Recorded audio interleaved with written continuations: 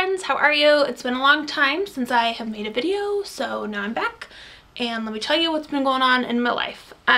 So let me just come out with it, because I know in some of my videos I talk about my medications or going to the doctor and whatnot and seeing a therapist, but let me just come out with it. So I have bipolar disorder. I was officially diagnosed with that shortly after turning 18, so my freshman year in college, and it was pretty life-changing, pretty devastating at that time, and it's still something that impacts my life every day.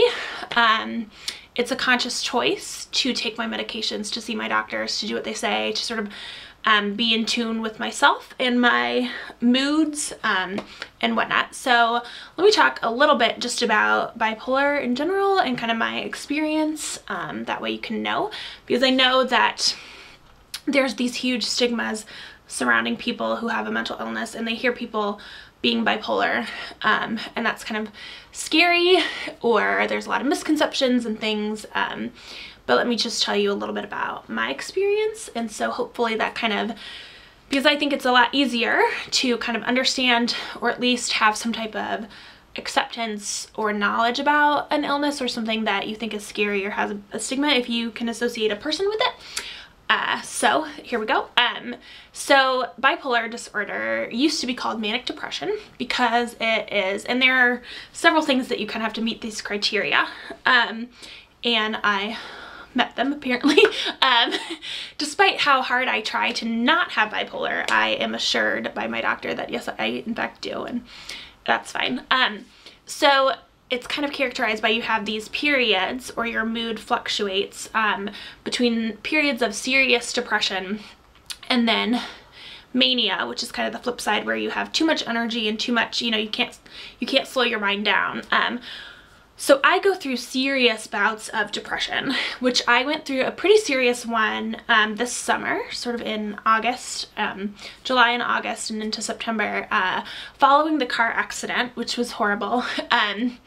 And it kind of gets, whenever my schedule is disrupted or my routine is messed up, or especially my sleep, or if I'm not able to be active or be outside or do different things, that can kind of trigger a lot of depression. And so having to be at home because my brain was healing from the concussion certainly didn't help my mood at all. So that kind of spurred it off to a serious depression, where there's not a better way to describe it other than you just feel like you are, in my experience, I just feel like I'm kind of tied to my bed. Like I can't, the thought of leaving my home or my bed is so scary.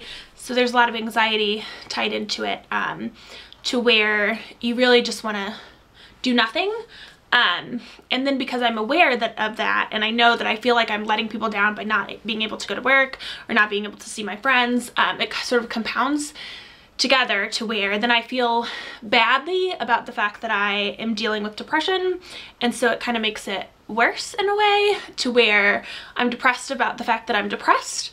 And so sometimes I'm able to snap out of it, you know, if I just, because a lot of the time I'll just try to sort of make myself feel better, which is not really, it doesn't really work. So when people tell you, when people sort of approach you, and if you have depression and they tell you, oh, well, just cheer up, that doesn't really work.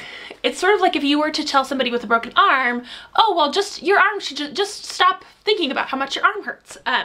So that it doesn't work out. And so dealing with depression is hard. So sometimes though, if I will allow myself to admit, okay, I'm going through something really hard, if I take a couple of days, or, you know, and sort of allow it to be what it is, then I can kind of jumpstart myself and start to feel better. But that wasn't working this past time. So, you know, it took a long time, and being back on antidepressants and things like that are hard. But I, thankfully, and I think that it is probably has a lot to do with the fact that Mom came home and she's living back here now. But I am feeling much better. But yes, I am taking more and different medications. So the medications are tricky because they have a lot of side effects that are not great. They can cause weight gain. They can cause, I get a lot of headaches. I have to have my blood tested regularly. One of my medications, I take lithium, which is like an old school mood stabilizer. It causes a hand tremor. It also causes my hair to fall out. Not all the way, obviously, but it causes my hair to get much drier, and you all know that I am super vain about my hair, so that's hard for me. And just generally, you know, it's annoying because it's an everyday reminder that there's something not quite right about you, and there is such a stigma involved with people who take medications for mental health reasons versus people who take medications for other reasons. People just think that you should be able to get over it, and you can't.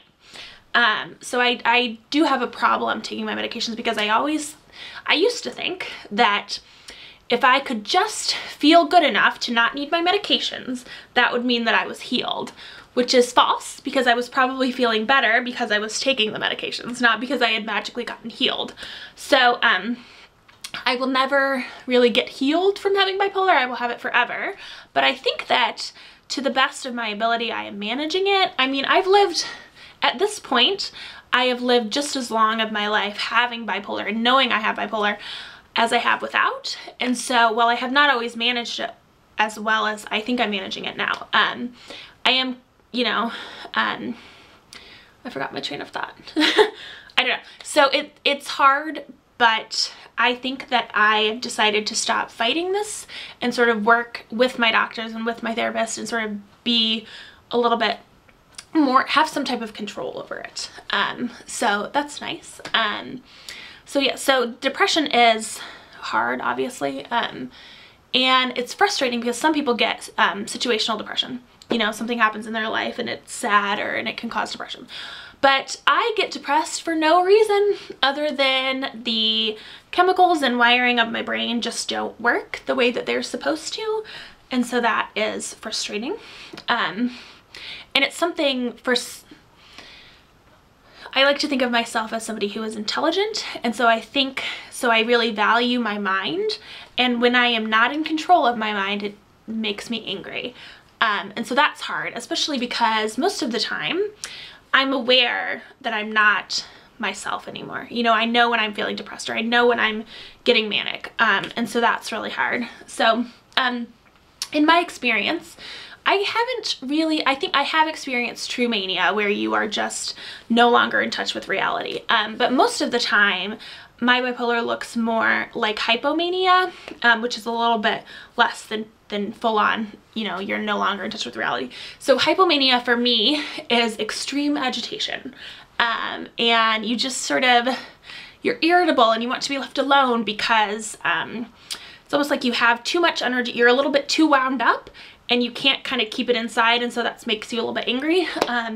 And for me, mania is harder to deal with because for a little bit, it's a lot of fun. You know, I have all this energy and I want to go out and I want to shop and buy things and do all these crafts and, you know, and be at the bar all the time and spend time with gentlemen, which can be really exciting and fun. But it's also really risky. And when I was talking with my friend recently, I said, mania is fun until it's not fun. It's sort of like being on a merry-go-round. You can be on it and you can be having a good time, but then at some point you want to get off, and with mania you can't get off when you want to. You know, it's almost too late at that point when you want to get off the ride. You know, you're stuck on there, so that can be a little bit frightening as well. And like I said, it can lead to some riskier behaviors that I know if I wasn't manic, I wouldn't have done some of the things that I've done. Not to say that I regret life choices, because I don't. I think that that's kind of pointless. But there are some things that I know if I could revisit that situation, I probably would not have done again. So that's the depression and the mania side of it.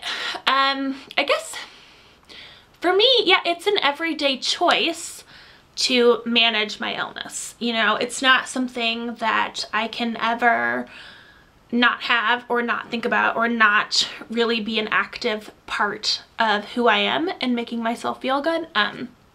So that's hard, and it bothers me when people